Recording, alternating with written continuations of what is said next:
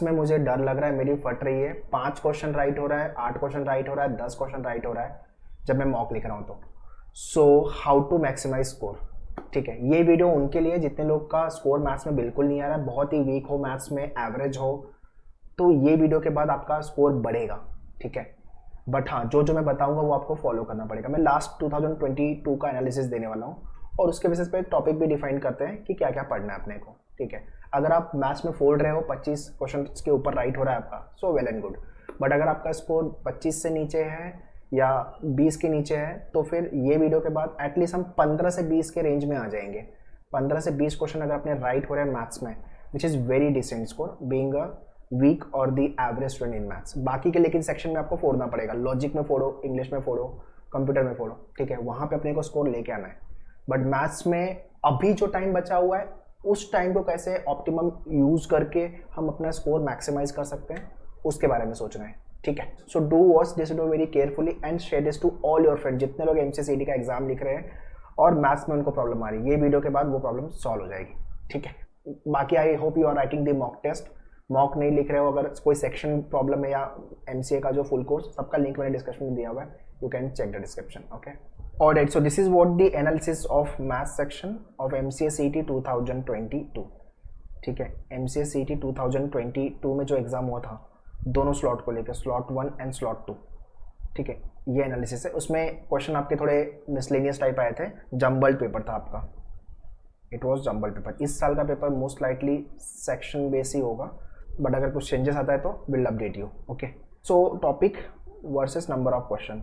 जो अरिथमेटिक वाला पार्ट है, अरिथमेटिक मतलब इसमें से लॉग एंड ये दो पार्ट निकाल दो अगर, तो बाकी तो पूरा अरिथमेटिक और नंबर सिस्टम वाला पार्ट है। मतलब आराम से 10 क्वेश्चन आपके बनेंगे, 10+ क्वेश्चन, अगर आपने अरिथमेटिक पे काम किया है, ज्योमेट्री पे काम किया है, मेंसुरेशन पे काम किया है, ठीक है ना, तो अपने क्वेश्चन बनेंगे, ठीक है। Further will discuss about the syllabus also, और उसमें क्या क्या पढ़ना है, will talk about that as well. But ये आप देख रहे हो यहाँ से क्वेश्चन आए हुए हैं। लास्ट ईयर पहली बार ऐसा हुआ था कि डिफरेंशियल इक्वेशन से क्वेश्चन आया था, मतलब पहले नहीं आता था, ठीक है। तो हाँ, फंक्शन इंटीग्रेशन भी नहीं आता था, बट लास्ट ईयर आया था। बाकी ट्रिगो से क्वेश्चन आते हैं, तो आपको ट्रिगो तो करना ही है, कोऑर्डिनेट ज्योमेट्री भी करने हैं, कोनिक्स वाला सेक्शन पूरा मिला करके 5 क्वेश्चन, 4 से 5 क्वेश्चन आपके कोऑर्डिनेट ज्योमेट्री, बाकी आपका प्रोबेबिलिटी। तो यहाँ से 19 क्वेश्चन आए थे, 19 एंड 13, 32 के आसपास क्वेश्चन। आइडली ये सेक्शन का जो ब्रेकअप है वो 30 क्वेश्चन का है। ये एनालिसिस दिखाने का मेरा ये रीज़न है आपको कि भाई पूरा पढ़ने का टाइम नहीं है अपने पास, सिलेबस नहीं पढ़ने आए हम लोग, अपने को एग्ज़ाम क्रैक करना है, तो थोड़ा सा स्मार्ट प्रिपरेशन करोगे तो जाके एग्ज़ाम निकलेगा।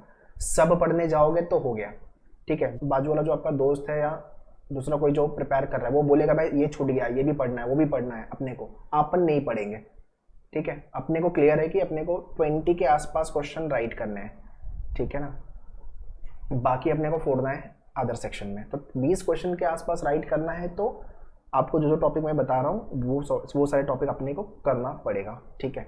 और लास्ट ईयर का पेपर थोड़ा सा चेंज था, तो ऐसा नहीं है कि डिफरेंशियल इक्वेशन वापस आएगा, ठीक है, हो सकता है ना आए और आपके अरिथमेटिक में या तो कोऑर्डिनेट ज्योमेट्री या ज्योमेट्री मेंसुरेशन में क्वेश्चन ज़्यादा आ जाए, ठीक है। ये फर्स्ट टाइम हुआ था, यहाँ से क्वेश्चन आया था, अदरवाइज यहाँ से क्वेश्चन नहीं आता है।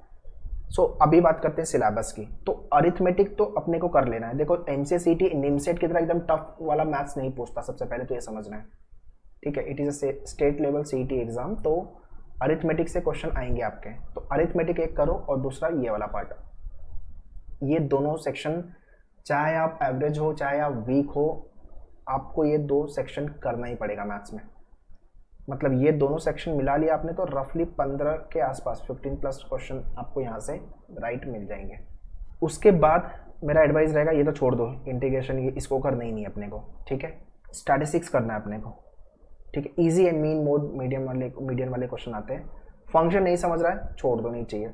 कॉम्बिनेशन प्रोबेबिलिटी नहीं समझ रहा है तो छोड़ दो, बट अगर देख सकते हो तो देख लो, चॉइस आपकी है। यहाँ पे quadratic equation, linear quadratic equation ये कर लेंगे, लॉग कर लेंगे, ये 2 एरिया करने हैं अपने को, ठीक है।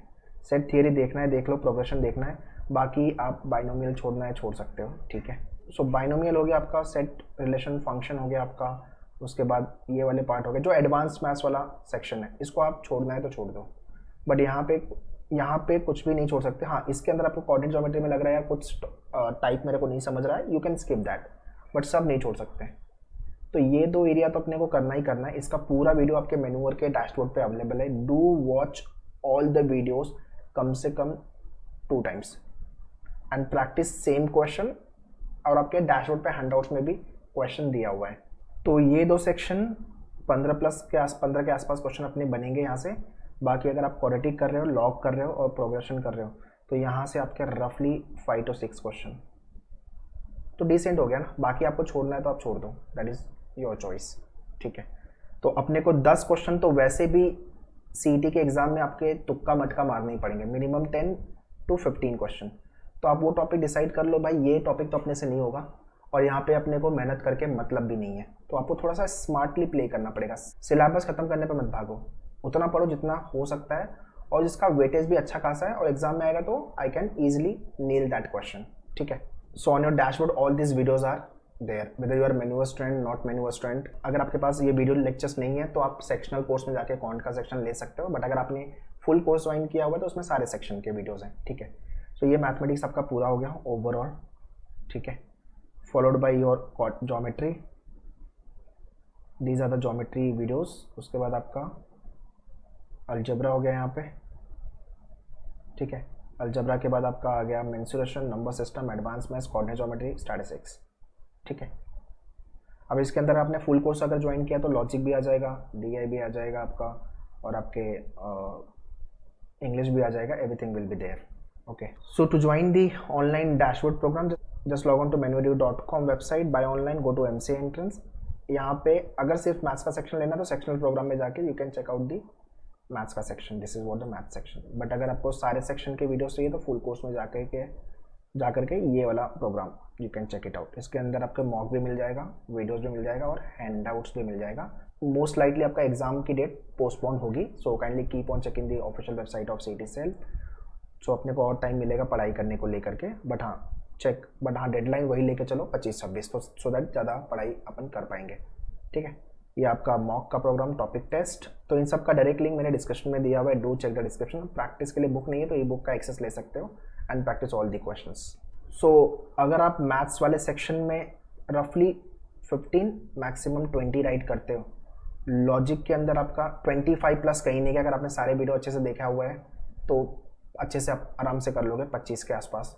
इंग्लिश में आप 15 और कंप्यूटर में आपने 15, तो ये 30 हो गया और ये आपने 15 पकड़ा तो 45 और प्लस ये 25 विच इज़ नथिंग बट 70, मतलब इंटू 2 140 का स्कोर बनेगा। मतलब आप सीईटी में तो टॉप मारोगे या तो आपको विजिट या एसपीआईटी मिलेगा। अगर ये स्कोर कम भी होता है, लेट से यहाँ पे 20 मार्क्स आता है तो आपका 130 का स्कोर बनेगा, मतलब 65 क्वेश्चन राइट होंगे।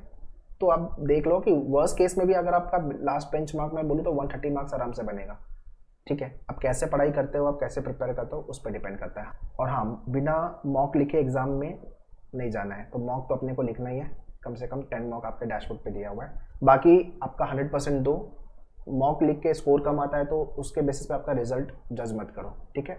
Give your best and exam में भी अपना बेस्ट देना एंड रिजल्ट को लेके वरी नहीं होना है, ठीक है। प्रिपरेशन अगर आपने की है तो अच्छे से फोड़ोगे एग्जाम में। All the best, thank you.